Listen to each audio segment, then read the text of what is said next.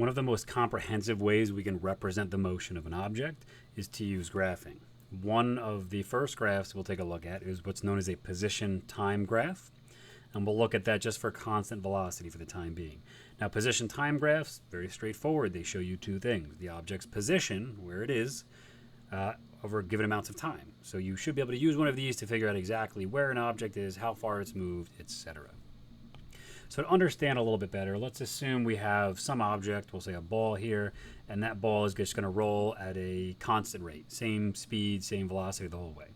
So essentially, we'll assume every half second it goes 1 meter, so we can use our average speed equation if we want, and it doesn't matter how we do this. We could do 1 meter divided by 0.5, or 2 meters divided by 1, 3 meters divided by 1.5, however you want to use that, you'll get the same value. This ball is moving at 2 meters per second, because every half second it covers another meter. But anyway, there's a constant velocity, constant speed motion. It's not speeding up, it's not slowing down.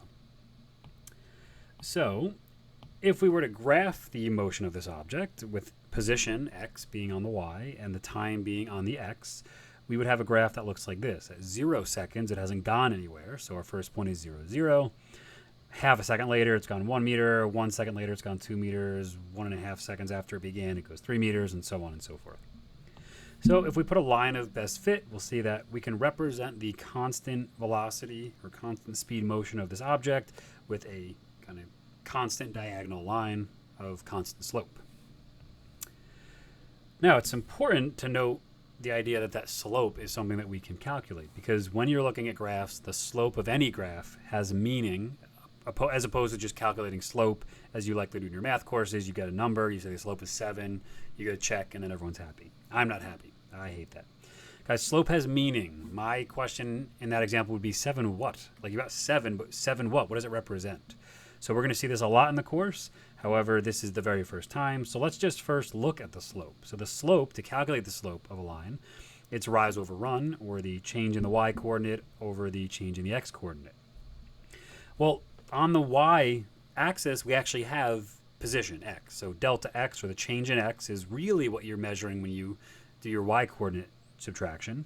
And what you're looking at on the x is really time. So if you take a look, the slope of the line on a position time graph, yes, it's change in y over change in x, but if you use the actual axes labels, it's actually the change in the position, or the change in the displacement, divided by the time over which that displacement occurred, which hopefully you recognize as an equation we've dealt with. It is the average velocity equation. So by finding the slope of a position time graph, you are finding the average velocity of the object. All right, so if we wanted to do it here, we would take these 2 points, let's say 0, 0, and 1.53. And if we went ahead and we did your y2, which is 3, minus y1, which is 0, over x2, which is 1.5, minus x1, which is 0, you get 3 divided by 1.5. And what do you know? You get positive 2 meters per second.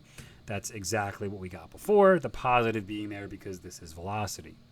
The big takeaway that you have to understand if you want to analyze these successfully is that the slope of a position time is the average speed or the average velocity.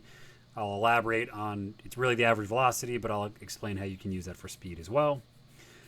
Please make sure you put 1,000 stars next to this in your notebook. This is one of the single most important aspects of motion graphing.